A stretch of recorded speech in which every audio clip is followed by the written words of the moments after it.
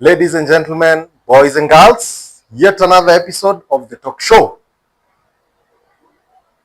Today we are discussing about purchasing a second-hand vehicle. This topic was picked from our interactions with you, and we put a poll and asked what topic you would like us to discuss. And so, let us discuss that. Before we continue, subscribe, like and share. Also, leave a comment in the comment section. So, maybe you've saved a few coins and you've been thinking you want to buy your first car. And due to the current economic times, you don't fit the bill of going to a dealership and buying a new, quote unquote, or ex-Japan car. So, you're left with the option of buying a used car. We are going to share some insights and some tips on what you need to look out for when you're buying your first car.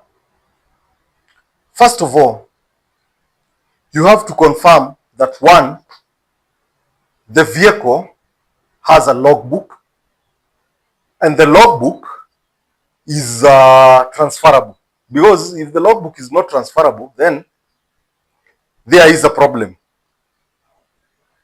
By transferable, I mean the logbook is linked to a team's account, and the team's account can be able to transfer the vehicle from the seller's team's account to the buyer's team's account. The second thing that you're supposed to look out for is the condition of duty of the vehicle. Ensure that the vehicle is duty paid. And if it's not duty paid, its duty is not paid, then you have to make sure that you check out with the KRA on the amount of duty you're supposed to pay. You may ask, how do you get a vehicle that is Kenyan used and the duty is not paid? Probably it's an XGK, XUN, X-Parastato. So you have to pay duty for it so that you can now take possession of the vehicle. Also, if the vehicle was imported by a disabled person, disabled people are exempt from duty exempt. Also, another scenario that can have you with a vehicle that is duty free if it was by a returning expatriate. I mean, a Kenyan who was living in abroad, they are allowed to bring one vehicle that is duty free when they are returning back home. So those are the scenarios that can lead you to have a car whose duty is not paid. Once you've established that the paperwork is in order, it has a logbook and a team's account, the next thing that most people ignore is the matching numbers. By matching numbers, you're supposed to make sure that the VIN or chassis number matches with what is in the logbook, and also the engine number matches with what is in the logbook.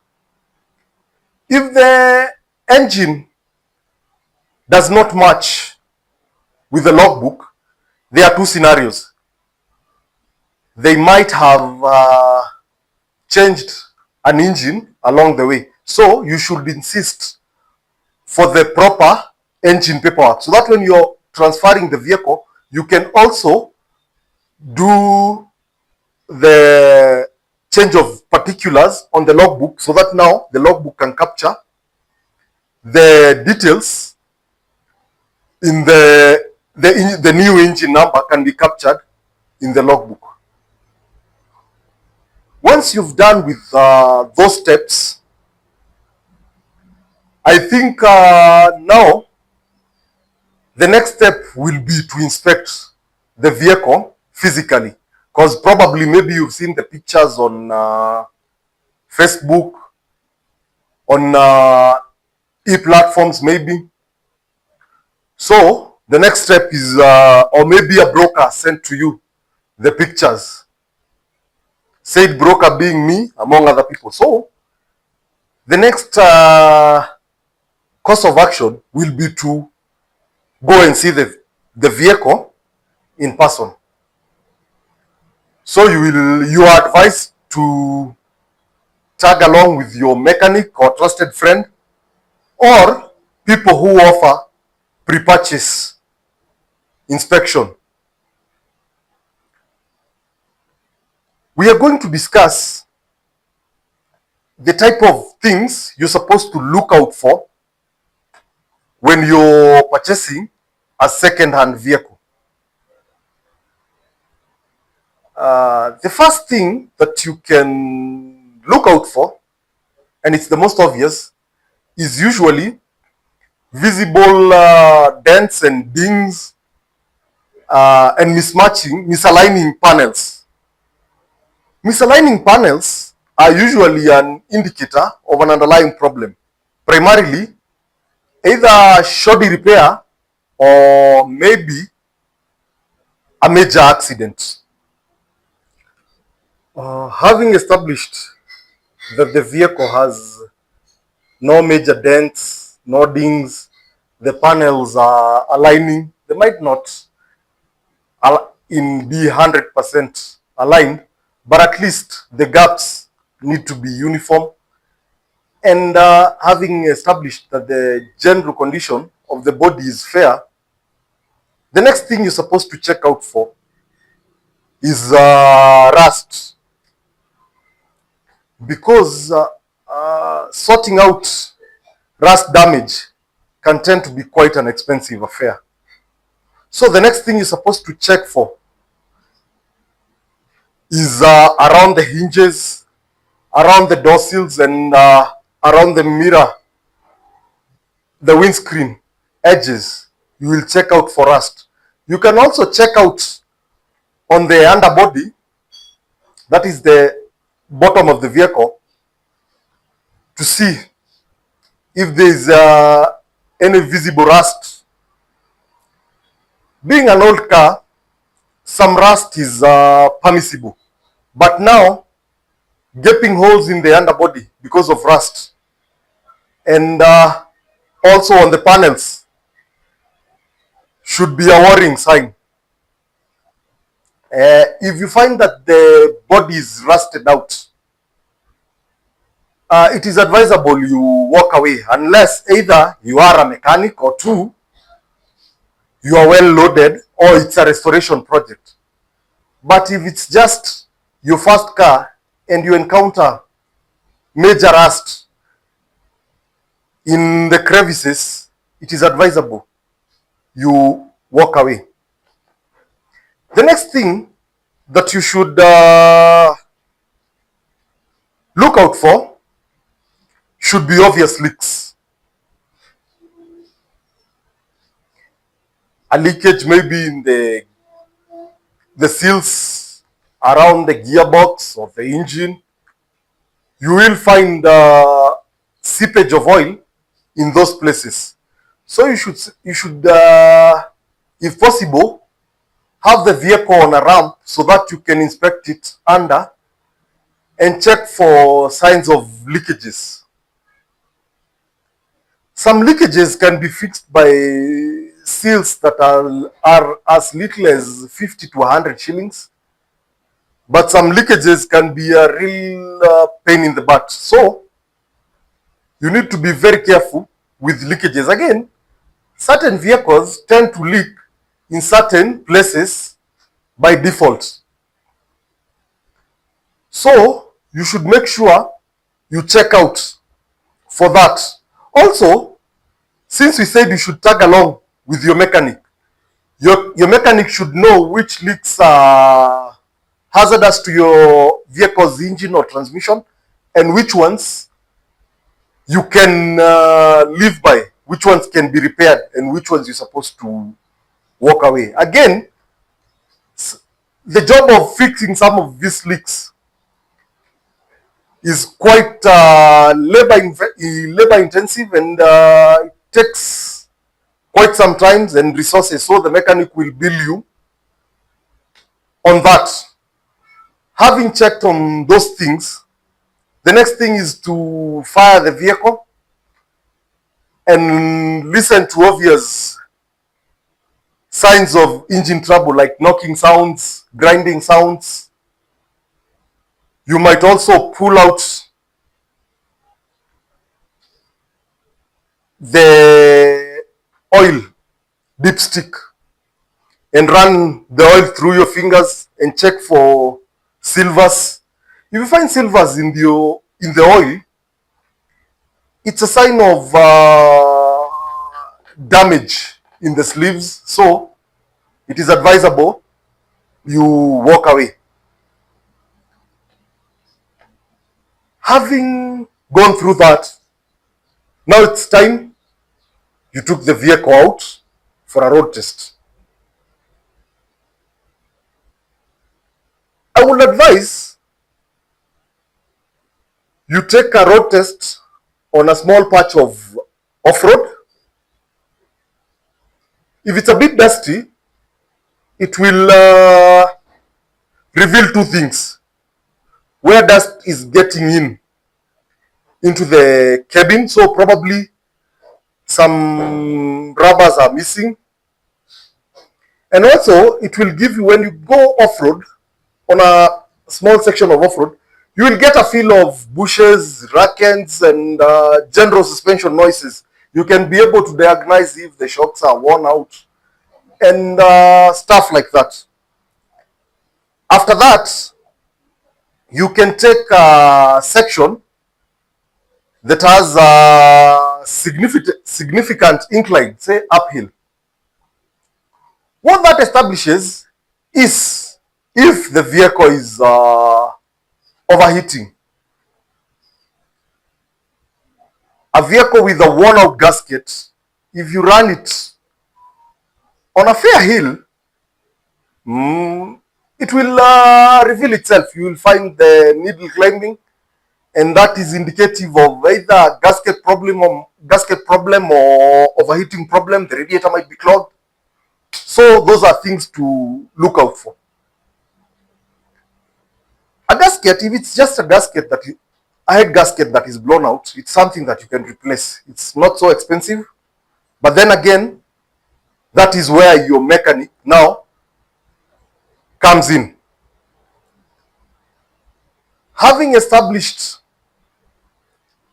that all that is in order, the vehicle has good shocks, it is not overheating, the engine matches what is in the logbook, the VIN number is correct, or chassis number is correct for that matter. You've agreed on the price. The next thing to do is to get either a lawyer, or you can draft a simple sales agreement.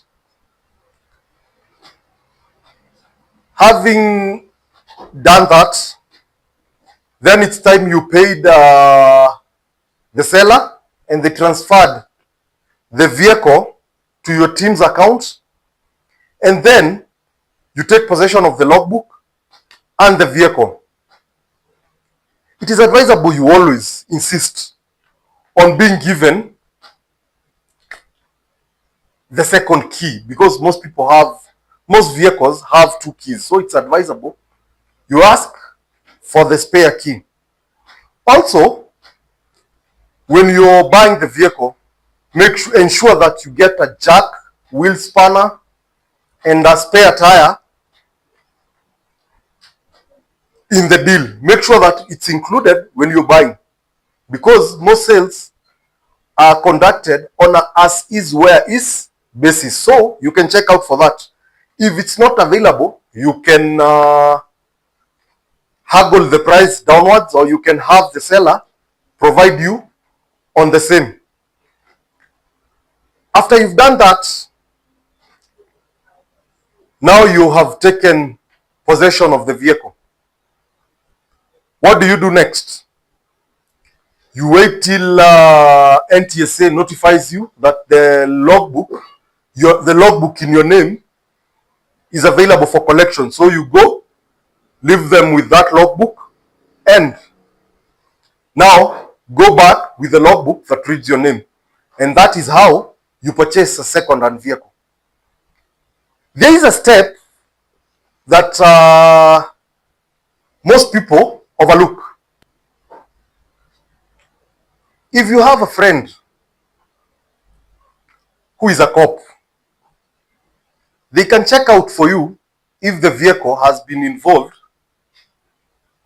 prior in a criminal incident. It saves you a lot of trouble. It's not per se necessary, but it's a step you can take for your peace of mind. Because before you establish that you bought the vehicle and knowing how the system works in Kenya, it will have troubled you a lot. So it's advisable you do that. Also, in Nairobi and other major cities, it's also good to check out if the vehicle has penalties under the county, especially for parking penalties. There was a case where somebody bought a vehicle and they found out that the vehicle had a penalty of upwards of 100,000 shillings. His parking penalty had been accumulating over time. So those are things you can check out. If you have somebody who knows somebody, they can check those out for you, but they are not necessary steps in acquiring your first vehicle. On this show, we usually highlight events that will be taking place on the weekend. This weekend there is Sunset GT, if I'm not wrong. And then there is on Friday, if I'm not wrong, there is Kenya versus Madagascar. So that is one people can show up and support. There is also Love and Ballads that will be taking place at Hakima Loans or something like that. So you can check that out. I'll put posters of those events. So those are events you can check out. And also, if you would like your event to be featured on this channel, feel free to reach us either in the comment section, inbox, or on our other socials. And with that, we come to the end of this episode. I hope it has been a very insightful discussion and you have picked up a few take-homes. Today's episode is sponsored by LiveWave Computers. They are located in Nakuru at Uchumi Business Centers. They are sellers of computers, computer accessories, laptop batteries. And if you visit them and say we sent you, then they will give you a discount. As always, our shoot location is at the Road Trip Lounge, Nakuru, at Sobea. You should check them out. And it's a nice place. The ambience is nice. The staff are very friendly. They have nice drinks at a very good price. And they do cocktails. Their cocktails are awesome. Check them out and have a good time.